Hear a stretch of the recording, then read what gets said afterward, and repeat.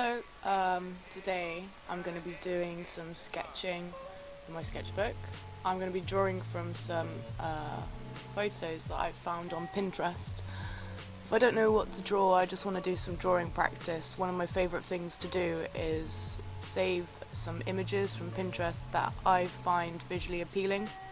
I really like drawing people generally, especially a good variety of people.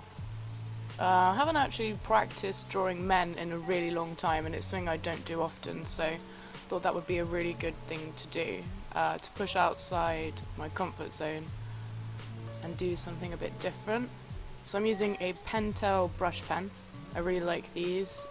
They're refillable, which means they're good for the environment, and they're really lovely and easy to use. They give you really great expressive marks. And I'm using a red biro to sketch with as well. So when I'm drawing the faces, the first thing I do is get a pencil. So I'm using a mechanical pencil, it's nothing fancy. I think I got it from Tesco. I think the biro comes from Tesco as well. And initially I'll draw out a circle and then a triangle coming down from the circle, and the triangle will suggest the jawline, and the circle will represent more of like the skull, the top part of the skull down to maybe just below the eye. And then I'll start filling in like finer detail with the mechanical pencil. In this, at least, I'm going over with the pentel brush pen, adding what would be black with pink, and then working back in to get the midtones with the biro. So another thing I think is really good when you're practicing drawing is to print off reference images rather than use images on your phone. They're easier to look at when they're on paper. You can really look at the perspectives and where maybe the eye lines up in comparison to the ear and the nose. So I remember when I was drawing this lady that there was a part of the time where I really wanted to quit. Pretty much every single drawing I do, I go through phases where I think this looks very terrible and it's not going to work out the way I want it to. But one really good piece of advice I heard somewhere was that you should draw for the bin, and at the same time you should try to finish everything you sketch. Doesn't mean it has to be like an amazing painting or something, but you should learn the lesson that you're learning through that drawing and complete it. And sometimes things will come out much better than you anticipated, especially halfway through. In the end, I did actually like all of these drawings, so I did 4 in total. I think each drawing took about 30 minutes. The ladies look more stylized than the men, but I'm happy with that. I suppose it's because I draw ladies quite stylized generally.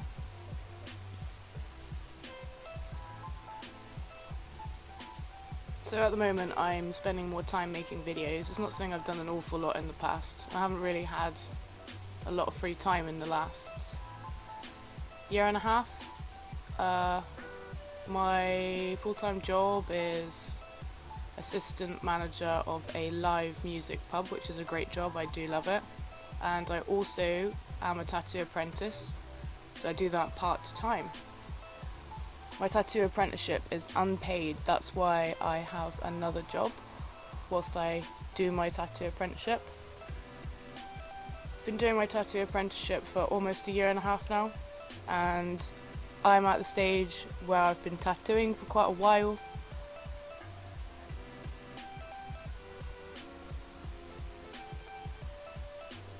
I'm not sure what style I want to work in when I actually am a fully fledged tattoo artist. My favourite styles are black work and colour. I like geometric and neo-traditional. I do quite like traditional tattooing as well. I really like the history of it. But yeah, I like stylized imagery. I don't like completely like photorealistic, and I think neo-traditional kind of comes nicely in the middle there between stylized and realistic. And if you look at the way I'm drawing here, that's generally the way I draw. I don't really like doing photorealism. I mean, I really admire other people's photorealism, but at least for me it's not something I ever really wanted to accomplish as an artist.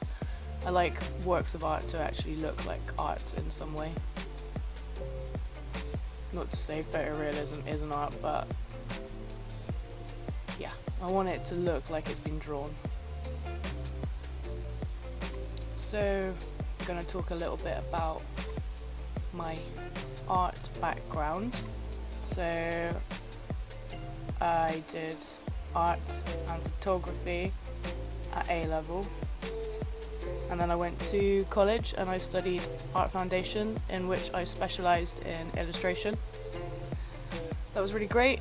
That gave me the opportunity to work out what area of art I wanted to go into. I think for a while I was sort of working out whether or not I wanted to do graphic design, illustration or fine art. In the end I went with illustration, and then I went to university and studied illustration. I went to the University of Portsmouth and I thoroughly enjoyed it. I came out of a first class honours, which I was extremely proud of, although I didn't really have a social life at that point. After then I worked in a print shop.